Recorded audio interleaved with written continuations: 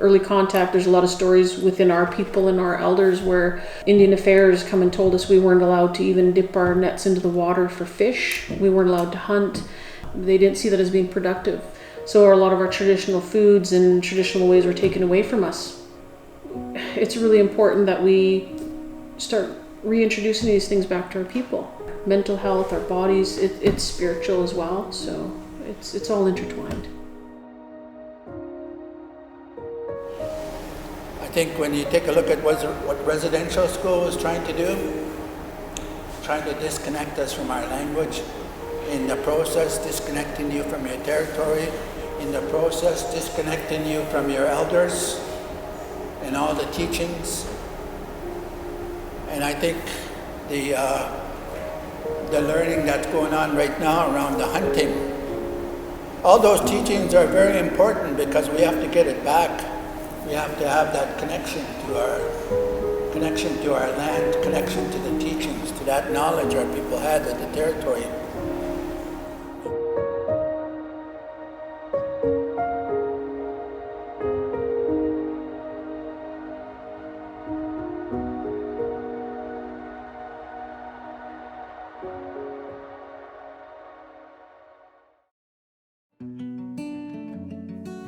There's a lot of work goes into it, and specifically the elk, I think that's kind of the biggest task we've taken on for harvesting in terms of wild animal.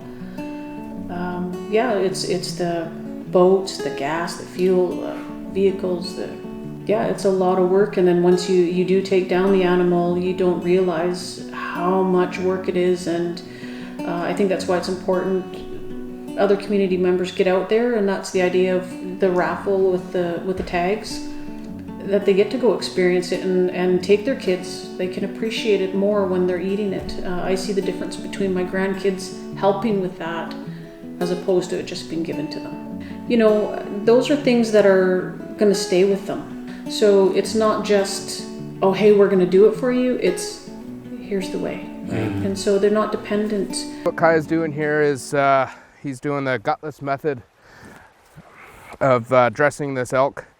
So what we're gonna do is we are in grizzly country right now, right in Grizzly Alley. So we're trying to work quick to quarter this elk up, get the back straps out, get the loins out, and try and get out of this area.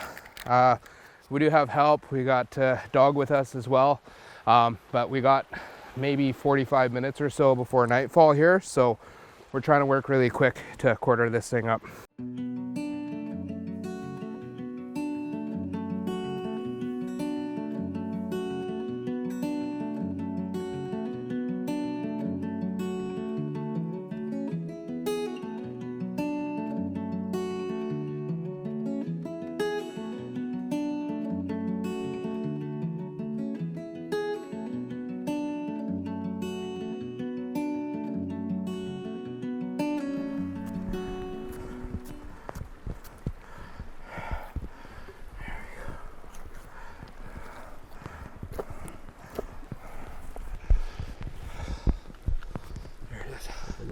So here we have our bull, finally got one, and it was a tough call, but it was close to the road, and you know, timing is what we're dealing with right now.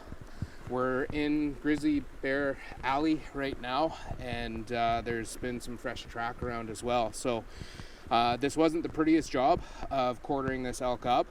But we got all the important pieces. So we got the two hind quarters, we didn't leave much left there. We got the back straps, we got the loins out, we got the front quarters. So, you know, we could spend the next probably hour or so. Hey?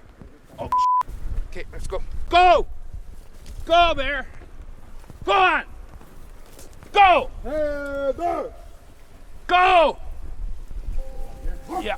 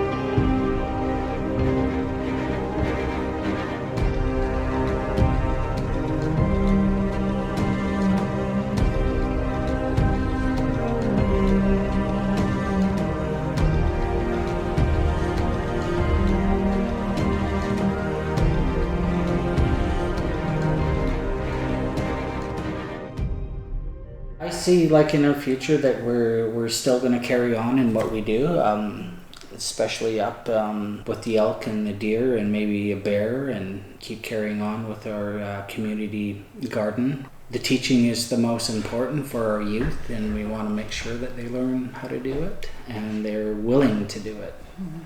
I think that's the ability for the community to be able to provide for themselves, act on their inherent rights, and that our people can take care of themselves, especially in these such crazy times, like with the COVID and the flooding, and if something seriously really happens, they're able to take care of themselves. And it takes care of the spirit, the emotional part of them. It's so deep, it's ingrained. I'll just share one thing about growing up in the Toba Valley. My family was the last family to live in Toba.